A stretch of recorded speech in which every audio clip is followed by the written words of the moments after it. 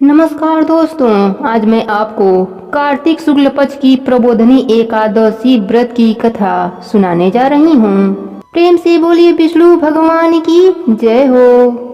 ब्रह्मा जी ने कहा, हे मुनि श्रेष्ठ, गंगा जी तभी तक पाप नाशनी है जब तक प्रबोधनी एकादशी नहीं आती।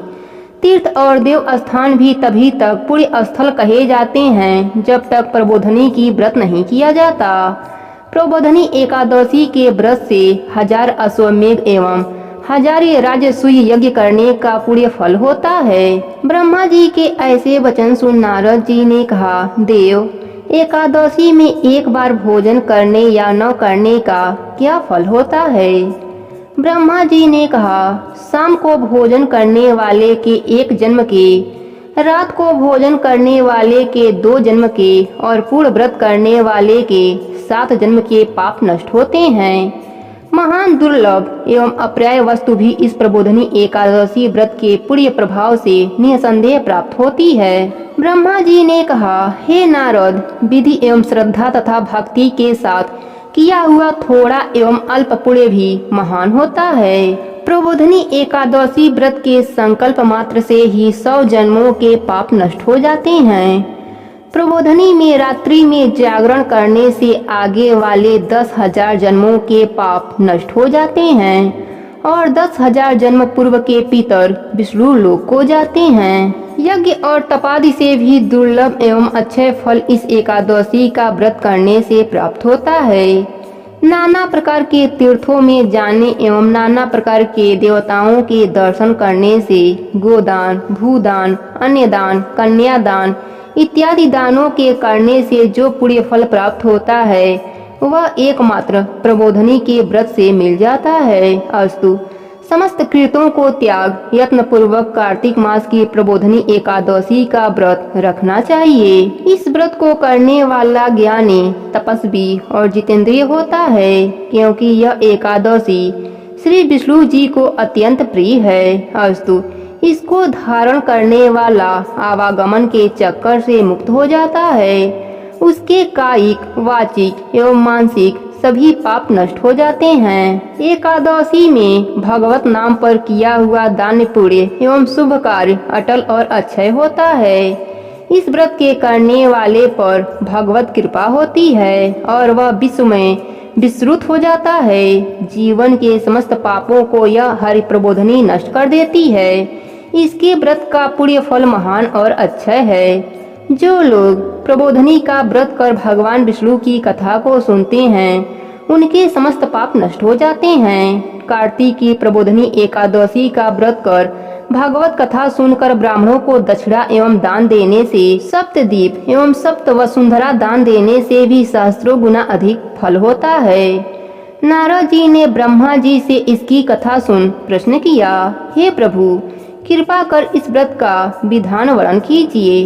ब्रह्मा जी बोले, एकादशी को निद्रा त्याग ब्रह्म मुहूर्त में नित्य कर्म से निवृत्त हो कुआं, तालाब अथवा नदी में स्नान कर भगवान का स्मरण करें कि मैं आज एकादशी का व्रत रख कर भूखा रहूंगा। आप मेरी एवं मेरे संकल्प की रक्षा कीजिए। इस प्रकार संकल्प कर व्रत रख विष्णु भगवान की समुचित पूजा कर भगवान के समीप भजन एवं कीर्तन करें तथा रात को जागें। कंजूसी को छोड़कर नाना प्रकार के सुगंधित पुष्पों एवं सुस्वादु फलों से भगवान का पूजन करें। शंख द्वारा भगवान को अर्घ्य दें।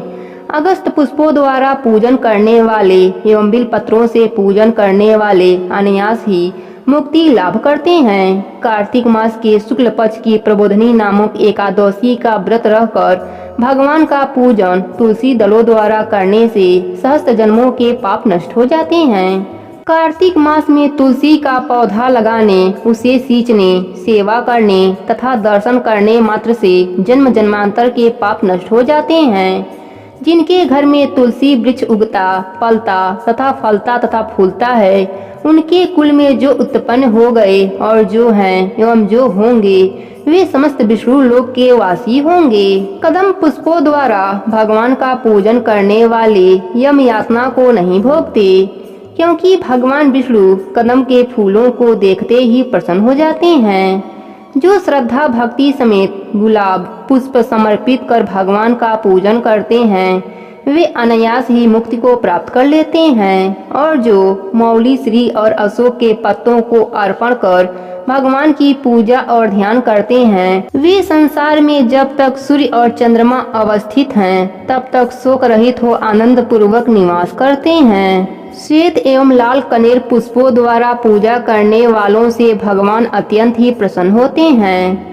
तुलसी दल द्वारा भगवान की पूजा करने वाले से भगवान सहस्त्रों गुण अधिक प्रसन्न होते हैं। जो प्रयत्नशील प्राणी सभी पत्रों द्वारा इस एकादशी में भगवान की पूजा करता है वह यमराज के पास से मुक्त हो जाता है, तथा चंपक पुष्पों द्वारा भगवान की पूजा करने वाला जन्म मरण से रहित हो जाता है। स्वर्ण निर्मित केतकी की पुष्पों द्वारा भगवान की पूजा करने से कोटि जन्मों के पाप नष्ट हो जाते हैं।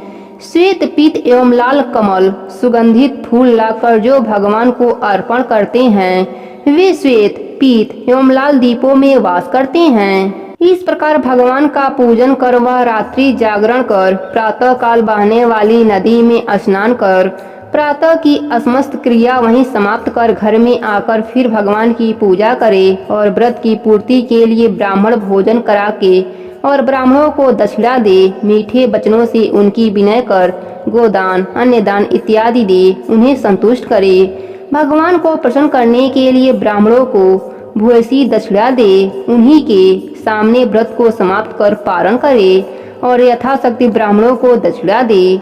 रात में कथा सुनने वाले एवं कीर्तन करने वाले ब्राह्मणों को भली प्रकार स्वर्ण युक्त बैलों की जोड़ी का दान करे। धात्री से स्नान करने वालों को दही और मधु दान करना चाहिए।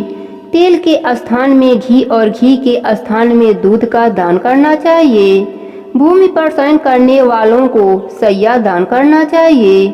मौन व्रत धारण करने वालों को सोना और तिल दान देना चाहिए। केश धारण करने वाले को दर्पण दान करना चाहिए। जूता न पहनने वाले को जूता दान करना चाहिए। देव मंदिर में दीपक जलाने वालों को सोने एवं तांबे का दीपक घृत सहित दान करना चाहिए। जो दिन के अंत में रस भोजन करने वाले हैं उनको स्वर्ण एवं वस्त्र अलंकार समेत 8 घड़े दान करना चाहिए। यदि पूर्वक कथित दान करने की शक्ति न हो तो ब्राह्मणों को वचनों द्वारा संतुष्ट करना चाहिए। चतुर्मास में त्यागी हुई वस्तुओं के पुनः ग्रहण करने से उपयुक्त रीति अनुसार दान करना चाहिए। विघ्न रहित चतुर्मास व्रत पूरा करने वाले को संपूर्ण ऐश्वर्य प्राप्त होते हैं, और जो व्रत को नहीं पूर्ण कर सकते वह नरकगामी होते हैं। इस कथा को कहने या सुनने से विष्णु भगवान की असीम कृपा प्राप्त होती है। प्रेम से बोलिए भगवान विष्णु की जय हो।